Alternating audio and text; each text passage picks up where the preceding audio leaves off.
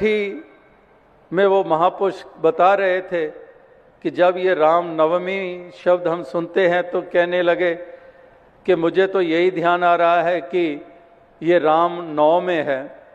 नौ मतलब वही ये नौ चीज़ां दृष्ट मानने जिसनों कहंदे माया है, यानी कि ये सारी कायनात में इसकी उपस्थिति, ये जो विराजमान है जल थल मैयल पूर्या स्वामी सिरजनहार, जलस्थ हुई थलस्थ हुई जमी जमा के बिखे समस्त एक जोत है, जो ना कमती होती है ना बढ़ती होती है, एक समान रहती है। तो जब आत्मा ने अपने इस निज रूप को जान लिया तो साथ में ये भी बोध हो गया कि जिसकी मैं अंश हूं इसकी तो कोई जाति ही नहीं है। क्या परमात्मा की जाति है? अगर सूर्य की जाति नहीं है तो उसकी किरणों की जाति कहां पर आ गई? यानी कि एक मन में भी अब उजाला आ गया। जहां आत्मा को रोशनी मिली, आत्म रोशन हुआ, वहां पर इसी जानने के बाद मन में भी वो रोशनी उत्पन्न हो गई। मन में भी जो भ्रम पैदा हुए थे जाति पाति को लेकर, ऊंच नीच को लेकर, जिसके कारण अपनी जाति पे अभिमान और दूसरे के ऊपर जुल्म, दूसरों का तिरस्कार, दूसरों को मलेच्छ, दूसरों को अछूत, ये कह कह के हम दुर्व्यवहार करते चले गए। वही बात जो अरम्य दास ने कही कि अंधकार, डार्कनेस, अज्ञानता रूपी अंधकार, अज्ञानता के कारण ही, क्योंकि परमात्मा को नहीं जाना।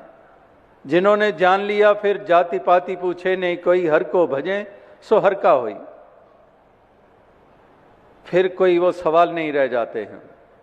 यानी कि आत्मा में भी रोशनी स्थापित हो गई, वो तिमिर मिट गया, वो अंधकार मिट गया, वो भ्रम मिट गया। क्योंकि भ्रम मिट ही नहीं सकते जब तक उजाला ना हो। अगर उजाला ना हो तो रस्सी भी सांप है, अगर उजाला हो जाता है तो ठीक ठीक नजर आ जाता है ये तो रस्सी है। खाम खा ही मैं रात भर यहाँ मंडेर पर खड़ा रहा, घर वाले भी फिक्र करते रहे कि आया क्यों नहीं, इतनी देर हो गई, सवेरा होने को है।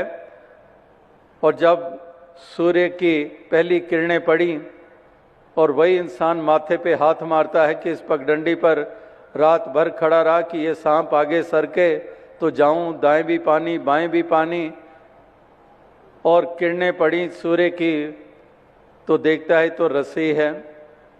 यानी कि उजाला हुआ तो वो सांप की जो मान्यता मानी हुई थी कि ये सांप है, वो भ्रम तभी तो मिटा।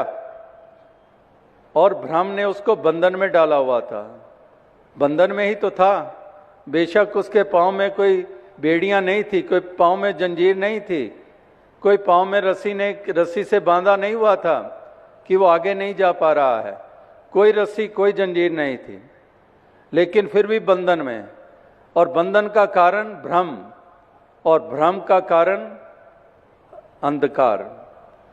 तो इसीलिए महापुरुष कहते हैं कि मूल को पकड़ो, अंधकार मिटाओ। अंधकार अज्ञानता का मिटेगा तो भ्रम भी मिट जाएंगे, भ्रम मिटेंगे तो बंधनों से भी निजात मिल जाएगी। ये तेरे मेरे के सवाल, तोर मोर की जेवरी बट बांधा संसार, एक कबीरा क्यों बंधे जाका नाम आधार। फिर ये बंधनों से मुक्त हो जाते हैं, फिर वसुदैव कुटुंबकम वाली भावना स्थापित होती है, फिर सारी वसुधा के ऊपर बसने वाले सारे अपने हैं, ये मेरे ही हैं, ये मेरे परम पिता की संतान ये भी है, मैं भी हूं। माटी एक अनेक भांति कर साजी साजन हारे, ना किच पोच माटी के भांडे ना किच पोच कुम्हारे। कि यही कुम्हार है, यही कुम्हार ने ये रचना रची है।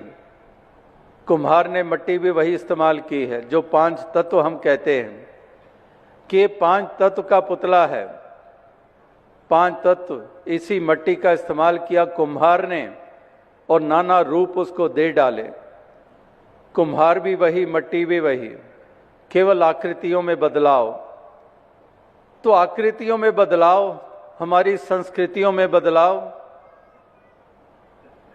कोई धोती पहनता है, कोई पैंट पहनता है, कोई पगड़ी पहनता है, कोई टोपी पहनता है, कोई भोजपुरी बोलता है, कोई अवधी बोलता है, कोई संस्कृत बोलता है, कोई गुरमुखी बोलता है, कोई गुजराती, मराठी, राजस्थानी, असमिया, बोंगला, उड़िया बोलता है, कोई फ्रेंच